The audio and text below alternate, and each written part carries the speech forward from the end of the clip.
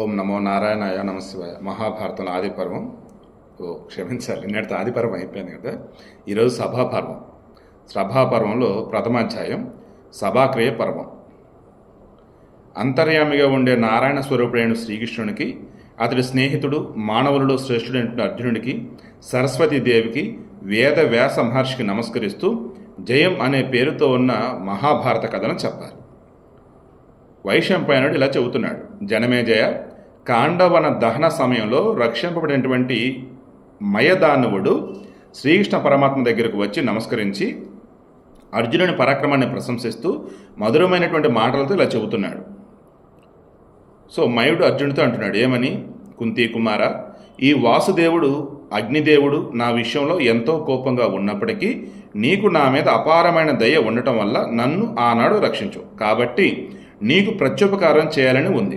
నీకు ఏ విధంగా ఏమి చేయాలో చెప్పు అని కోరాడు. అప్పుడు అర్జునుడు అంటున్నాడు, మయాసుర, నీవు ఈ విధంగా కృతజ్ఞత వెల్లడించడమే నాకు మహోపకారం. నీకు శుభం కలుగుగాక. నీవు వెళ్ళవచ్చు. నా విషయంలో ఎప్పుడూ ప్రీతితో ఉండు. మేము కూడా నీ యందు ప్రీతితో ఉంటాము అన్నాడు. అప్పుడు మయుడు అంటున్నాడు, నరోత్తమ, అర్జునుడు చెప్పిన ఈ మాట మహాపురుషులకు తగిన మాటయే. అయినా మీ యందు ప్రీతితో ఏదో ఒకటి చేయాలని కుతూహలంగా ఉన్నాను. అర్జున, నేను దానవులకు శిల్పాచార్యుడిని, శిల్ప విద్యలో నేర్పరిని. అందుచేత ఏదో ఒకటి నిర్మించి మీకు ఇవ్వాలని అనుకుంటున్నాను. దేవదానవులు, దేవుళ్ళు వేరు, దానవులు వేరు. సో రాక్షసులకు సంబంధించి శిల్పాచార్యుడు ఎవరు? ఈ మయుడు. ఖచ్చితంగా మీకు ఏదో ఒకటి నేను ఇస్తాను, ఎందుకంటే నేను శిల్ప విద్యలో నేర్పరని అన్నాడు. పూర్వం నేను రాక్షసుల కోసం భవనాలు నిర్మించాను. అవి చాలా రమణీయమైనవి. సుఖభోగాలకు అవి ఆటపట్టులు, అనేక ఉద్యానవనాలు, అందమైన చెరువులు, విచిత్రమైన అస్త్రాలు, శస్త్రాలు, ఇచ్చవచ్చిన రీతిలో నడిచే రథాలు, విశాలమైన నగరాలు, అట్టహాసంగా ఉండే ప్రాకారాలు, వాహనాలు, అనేక రకమైన కాలువలు మొదలైన విచిత్రంగా ఉండేటట్లు నేను నిర్మించాను. సో మయసభ అంటే ఇతను నిర్మించిందనమాట. అట్టయితే అందుచేత అర్జున, నీకు కూడా అలాంటివి నిర్మించి ఇవ్వాలని అనుకుంటున్నాను అన్నాడు. అర్జునుడు ఇలా అన్నాడు, శిల్పి, నీకు ప్రాణ సంకట పరిస్థితిలో నేను రక్షించానని అనుకుంటూ నా కోసం ఏదో ఒక పని చేయాలని అనుకుంటున్నావు. ఇట్లాంటి సమయంలో నా కోసం నీవు ఏమి చేయవద్దు. కానీ ఈ సంకల్పం వ్యర్థం కారాదు సుమా. నీవు ఏదన్నా చేయాలని అనుకుంటే అది శ్రీకృష్ణ పరమాత్మ కోసం చేయి. అప్పుడు నా విషయంలో నీ కర్తవ్యం పూర్తి అయినట్లుగా భావించన్నాడు. అప్పుడు మయుడు శ్రీకృష్ణ పరమాత్మను వేడుకున్నాడు. శ్రీకృష్ణ భగవానుడు 2 నిమిషాల మౌనంగా ఇతనికి ఏం చేయమని చెప్పాలని ఆలోచించాడు. మనసులో బాగా ఆలోచించి పరమాత్మ, శిల్ప విద్య ప్రవీణుడైనటువంటి మయాసుర, నీవు ఏదో చేయాలని అనుకున్నావు కదా, ధర్మరాజు కోసం ఒక మంచి సభాభవనాన్ని నిర్మించు.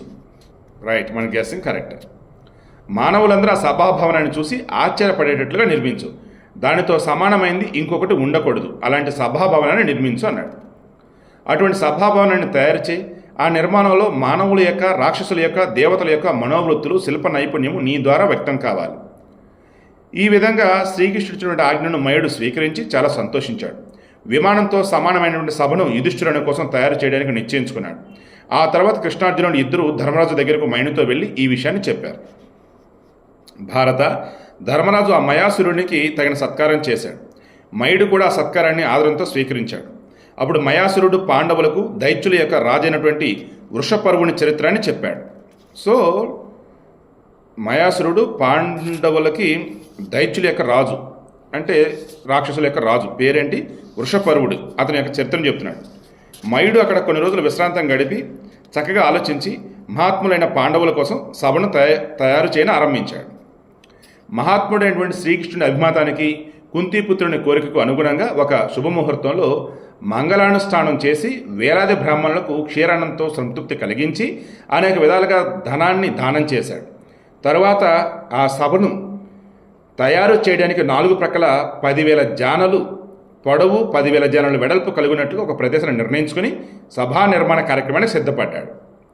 సో 10,000 జానలు ఒకవైపు, 10,000 జానలు ఇంకొక వైపు అన్నట్టుగా 4 పక్కల 10,000 జానలు పొడవు, 10,000 జానలు వెడల్పు కలిగినట్టుగా. సో ఎటు చూసినా సరే 10,000 జానలు అంటే పూర్వకాలం చేతులతోనే వేశారు అన్నమాట. ఏది లెక్కలన్నీ చాలా చేస్తున్నాడు. ఇక 2వ అధ్యాయం, పరమ పూజనీయుడైనటువంటి భగవానుడు శ్రీకృష్ణుడు కాండవ ప్రస్థంలో ఉంటూ ప్రేమాస్పదులైనటువంటి పాండవుల ద్వారా నిత్య పూజలు అందుకుంటూ సుఖంగా ఉంటున్నాడు. కొన్ని రోజుల తర్వాత తన తండ్రిని దర్శించాలని కుతూహలం కలిగి విశాల లోచనుడైన పరమాత్మ ధర్మరాజు దగ్గర కుంతి దగ్గర అనుమతి తీసుకుని ద్వారక నగరానికి వెళ్ళదలిచాడు. జగద్భంజుడు అయినటువంటి శ్రీకృష్ణ పరమాత్మ మేనత్ అయినటువంటి కుంతీదేవి పాదాల దగ్గర శిరస్సు ఉంచి నమస్కరించాడు. అతని శిరస్సును ఆగ్రాణించి ఆమె అక్కున చేర్చుకున్నది. తర్వాత మహాయశో విరాజితుడైనటువంటి హృషికేశుడు తన చెల్లెలైన సుభద్రను కలుసుకున్నాడు. ఆమె దగ్గరకు వెళ్ళాక శ్రీకృష్ణుడికి ప్రీతితో ఆనంద బాష్పాలు వచ్చాయి. భద్రభాషిని ఇష్టురాలైనటువంటి సుభద్రతో భగవంతుడు ప్రయోజనకారి హితకరమైనటువంటి పొందిక మాటలతో తన ద్వారక నగర ప్రయాణాన్ని గురించి చెప్పాడు. సుభద్ర కూడా తన సోదరుణ్ణి సగౌరవంగా పూజించి శిరస్సుతో నమస్కరించి తన తల్లిదండ్రులు బంధువులు మొదలగు వారికి తెలియజేయడానికి సందేశం ఇచ్చింది. సోదరు సుభద్రను సంతోషపరిచి తన ప్రయాణానికి సమ్మతిని పొంది వృష్టి వంశకుల భూషణుడైనటువంటి జనార్దనుడు ఆ తర్వాత ద్రౌపదిని ధౌమ్య మహర్షిని కలుసుకున్నాడు. పురుషోత్తముడైనటువంటి శ్రీకృష్ణుడు యథోచితంగా ధౌమ్య మహర్షికి నమస్కారం చేశాడు. ద్రౌపదికి స్వాంతన వాక్యాలు చెప్పి ఆమె దగ్గర నుండి తన గమనానికి సమ్మతిని పొందాడు. ఆ తర్వాత అర్జునుడి దగ్గరకు మిగిలిన పాండవుల దగ్గరకు వెళ్ళాడు. పాండవులు 5గురితో కూడినటువంటి శ్రీకృష్ణుడు దేవతలతో కూడినటువంటి ఇంద్రుడిలాగా ప్రకాశించాడు. గరుడధ్వజుడైనటువంటి పరమాత్మ యాత్రాకాలానికి తగిన సముచిత కార్యాలు చేయదలిచి పవిత్ర స్నానం చేశాడు. తన ఆభరణాలను ధరించాడు. యదుశ్రేష్ఠుడైనటువంటి పరమాత్మ పుష్పహారాలతోనూ చంద్ర తాంబూలాలతోనూ జప నమస్కారాలతోనూ దేవబ్రాహ్మణులకు అర్చనలు చేశాడు. పురుషోత్తముడైనటువంటి ఆ యదు పొంగవుడు ప్రయాణ సందర్భంగా చేయవలసిన అన్ని పనులను పూర్తి చేసి రాజభవనం వెలుపలికి వచ్చాడు.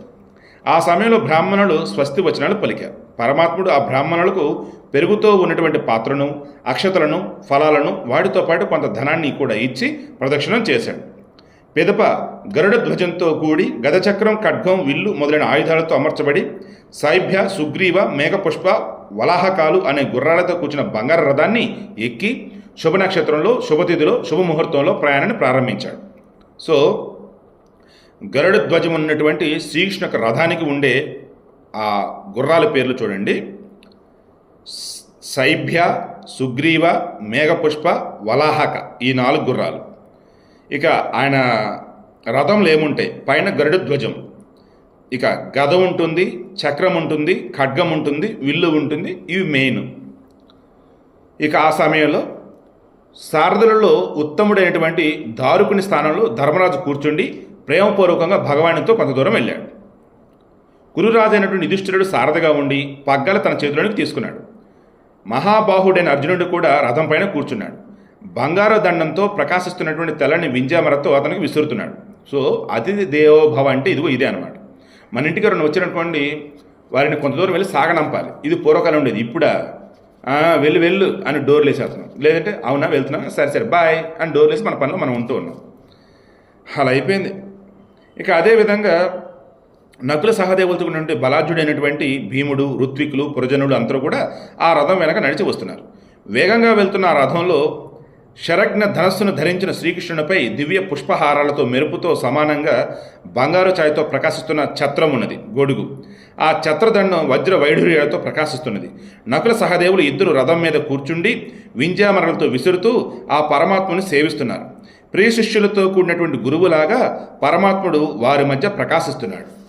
వాట్ నెక్స్ట్ రేపు డిస్కస్ చేద్దాం.